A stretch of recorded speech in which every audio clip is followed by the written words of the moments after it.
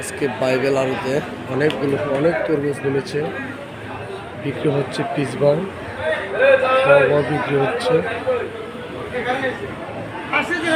যেনারা পাইকার আছেন আশা করি আপনারা সবাই পিসবাও কিনে নিয়ে যায়, কেজি হিসাবে বিক্রি করবেন না, দয়া করে পিসবাও কিনবেন, পিসবাও বেচবেন, তাহলে কৃষকরা শান্তিতে থাকবে, আপনারাও ভালো থাকবেন, গ্রাহকরাও ভালো থাকবে, সাধারণ লোক কিনে খুব মজা পাবে।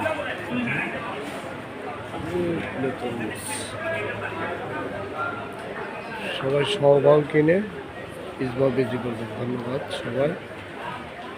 খুব সুন্দর, খালি তরমুজ আর তরমুজ।